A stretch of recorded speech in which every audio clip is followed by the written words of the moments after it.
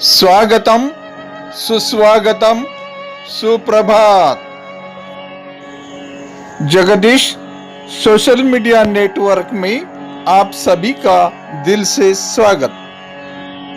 प्रतिदिन के अनुसार प्रस्तुत करते हैं स्वामी वासुदेवानंद जी सरस्वती, इनके अमृतमय वाणी द्वारा विष्णु सहस्त्र नाम प्रवचन। प्रवचन क्रमांक 124। प्रथम नमन आपको, जय गुरुदेव। आइए अब सुनते हैं स्वामी जी का प्रवचन। श्री विष्णु सहस्त्रनाम ज्ञान यज्ञ प्रवचन क्रमांक 124, श्लोक क्रमांक 25 और नाम क्रमांक 108। ओम त्र्यंबकं यजामहे सुगंधिं पुष्टिवर्धनम् उर्वारुकमिव बन्धनान् मृत्युर्मुक्षीयमामृतात्। समस्त जन कल्याणि निरतं करुणामयं नमामि चिन्मयं देवं सद्गुरुं ब्रह्म विद्वरम्। ओम सच्चिदानंद रूपाय विश्वोत्पत्त्यादि हेतवे तापत्रय विनाशाय श्री कृष्णाय वयं नमः। वसुर्वसमनः सत्यः समात्मा संमितः समः अमोघः पुण्डरीकाक्षो वृषकर्मा वृषाकृतिः।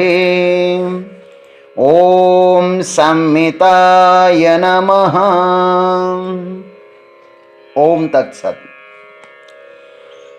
परमात्मा सम है, लेकिन वह किस प्रकार है, उसका उत्तर पितामह अब सम्मित इस नाम से देते हैं। वह परमात्मा सम्मित है। सम्मित का अर्थ होता है समस्त पदार्थों से मापे जा सकने वाले, माने पदार्थों के द्वारा उसको नापा जा सकता है और वह मापा नहीं भी जा सकता है। यहां पे भाष्यकार सम्मित के अर्थ दो अर्थ करते हैं। आइए उनकी भाषा में हम सुनते हैं। सर्वैहि अपि अर्थ जातैहि परिच्छिन्नः सम्मितः, और दूसरा अर्थ सर्वैहि अपरिच्छिन्नः अमितः इति असम्मितः। इसका पदच्छेद दो तरह से किया गया है, सम्मितः और असम्मितः। अतः यहां पर दो तरह से पदच्छेद कर अर्थ दो तरह से किया गया है। इसका पहला अर्थ इस प्रकार होगा, समस्त पदार्थों से परिचिन्न होने से वह जाने जाते हैं, एक अर्थ, इसलिए उसको सम्मित कहते हैं। दूसरा अर्थ, किसी भी पदार्थों से परिचिन्न न होने से वे असम्मित हैं। आइए इस पर थोड़ा विचार करते हैं। सगुण निराकार और सगुण साकार रूप से देखा जाए तो जो कुछ भी दिखाई देता है वह परमात्मा का ही स्वरूप है। दो शब्द ध्यान रखना, सगुण निराकार और सगुण साकार। वह सगुण है लेकिन निराकार है, वह सगुण है और साकार भी है। ये दो शब्द है वेदांत के। किसी भी वस्तु को स्पर्श करो वह परमात्मा का ही स्पर्श हो रहा है। जैसे किसी भी अलंकार को हम स्पर्श करें तो वह स्पर्श किसको होता है? सुवर्ण को ही होता है। किसी भी घट को स्पर्श करो तो वह स्पर्श माटी को ही होता है। वैसे ही यह संसार परमात्मा से ही व्याप्त हो रहा है। परमात्मा सब में सम है। समोहम सर्वभूतेषु। पानी सब लहरों में सम ही होता है। यह लहर छोटी, यह लहर बड़ी, यह देखने वाले की दृष्टि से होता है। पाने के दृष्टि से नहीं। इतना बड़ा परमात्मा लेकिन इन जीवों के कल्याण के लिए इस जगत के रूप में वह नट गया। ये जगत जो है ना, ये परमात्मा का किया गया श्रृंगार है। उसे इस जगत के रूप में आने की क्या आवश्यकता थी भाई? क्यों वह बड़े से छोटा हो गया? सिर्फ हम जीवों के कल्याण के लिए। पंचदशीकार ने कहा है, तद भोगाय पुनर्भोग्य भोगायतन जन्मने पंची करोति भगवान प्रत्येकम वियदादिकम। 1:26। भगवान ईश्वर पुनः इन जीवों के भोग के निमित्त भोग्य एवं भोगायतन की उत्पत्ति के लिए आकाश आदि सूक्ष्म पंच महाभूतों में प्रत्येक का पंचीकरण करते हैं। भगवान ने यह सृष्टि हमें जगाने के लिए बनाई है। ध्यान रखना, यहां का प्रत्येक भोग भय से ग्रस्त है। भय से अभय की यात्रा करने के लिए, नश्वर से ईश्वर की यात्रा करने के लिए ही भगवान के इस सृष्टि का प्रयोजन है। सही में भोग में ही यदि आनंद होता तो भगवान स्वयं भोक्ता न बनते, किंतु वे तो अभोक्ता है, सिर्फ इस जगत के दृष्टा है।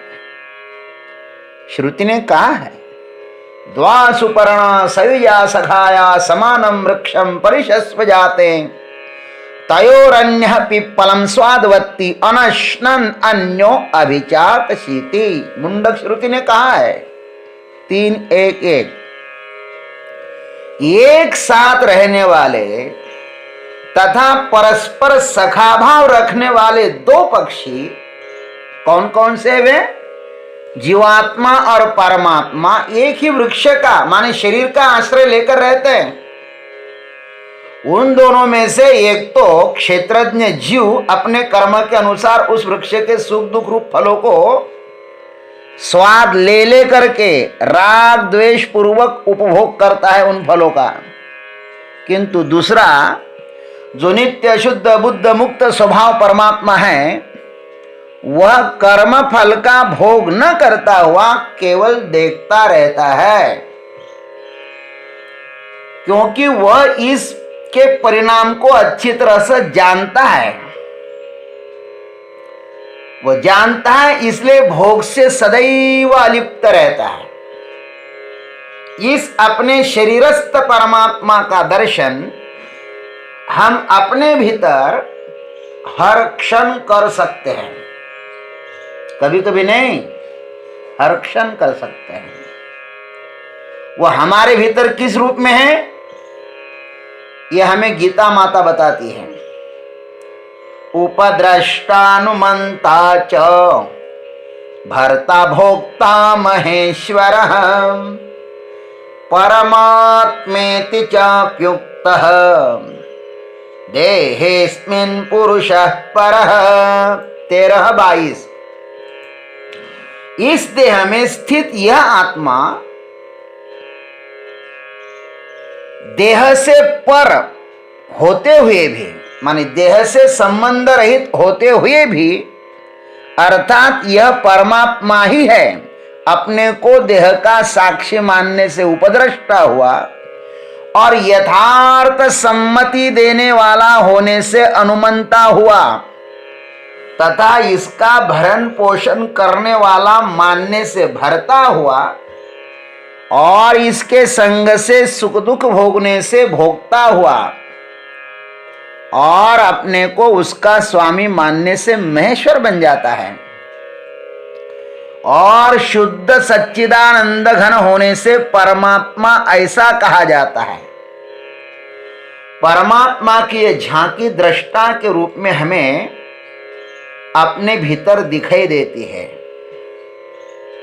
वह परमात्मा कैसा है? एक दृष्टि से देखा जाए तो सम्मित है। देखो उसको, प्रत्येक वृत्ति में वही बैठा हुआ है। वो वृत्ति का दृष्टा भी है और वृत्ति को संचालित करने वाला भी वही है। उसको देखना चाहिए, वो हमारे भीतर ही है। अब इसी सम्मित शब्द का अर्थ करते हैं असम्मित। असम्मित का अर्थ है वह इंद्रियों के द्वारा जाना जाता नहीं है। निर्गुण निराकार की दृष्टि से देखो तो वह हमारी कोई भी इंद्रिय उसको स्पर्शन नहीं कर सकती, क्योंकि वह इंद्रिय का दृष्टा है। यद्वाचा अनभ्युद्यतम येन वागभ्युद्यते तदेव ब्रह्मत्वं विद्धि नेदम यदिदमुपासते। यश्रोत्रेण न शृणोति येन श्रोत्रमिदगं श्रुतम् तदेव ब्रह्मत्वं विद्धि नेदम यदिदमुपासते। यन मनसा न मनुते। देखो, श्रुति ने तो ऐसी ऐसी बातें बताई है, श्रुति के वाक्यों के अनुसार अनुसंधान करना चाहिए। वह दृष्टा है, लेकिन दृष्टा कभी भी दृश्य नहीं हो सकता। वह समस्त इंद्रियों का दृष्टा है। जैसे ये मेरी आंख है, ये आंख पुस्तक को देख रही है और इस आंख को ये मेरा मन देख रहा है। मन को बुद्धि देख रही है, बुद्धि को ये अहंकार देख रहा है और इस मेरे अहंकार को मैं देख रहा हूं। अब मुझको कौन देखेगा भाई? अतः उसको देखने का कोई भी उपाय नहीं है। यह एसी रूम है, यह एसी है, यह पंखा है, यह बल्ब जिसके द्वारा चल रहे हैं, वह बिजली तो कभी आंखों से दिखाई नहीं देती। वह जब चली जाती है तब यह कुटियां और यह समूचा गांव अंधेरे में डूब जाता है। मैं देखता हूं यहां से, और आती है तो सब प्रकाशित हो जाता है, किंतु वह जाती है तो भी नहीं दिखती और आती है तो भी नहीं दिखती। लेकिन उसके कारण इतना सारा बड़ा खेल हो रहा है। वैसे ही ये समूचा संसार जिसके द्वारा प्रकाशित हो रहा है ना, उस परमात्मा को यहां पर असम्मित कहा गया है। वह जैसा है वैसा ही उसे स्वीकार कर, उसकी शरण जाने में ही हमारा कल्याण है। वह बाहर भी नटा हुआ है, बाहर देखो तो वह सम्मित है, और भीतर देखो दृष्टा के रूप में देखो तो वह क्या है? असम्मित है। तो दोनों तरफ से उसका ध्यान करो भाई, दोनों तरफ से ध्यान करो, बाहर से भी करो और भीतर से भी करो। वो भीतर भी है और बाहर भी है। ओम तत्सत। जय गुरुदेव, जय जगदीश्वर। देवियों एवं सज्जनों, अभी आप सुन रहे थे स्वामी वासुदेवानंद जी सरस्वती इनके अमृतमय वाणी द्वारा विष्णु सहस्त्र नाम प्रवचन क्रमांक 124। प्रवचन का अगला भाग सुनने के लिए कल सुबह फिर आपकी सेवा में उपस्थित होंगे। हरि ओम।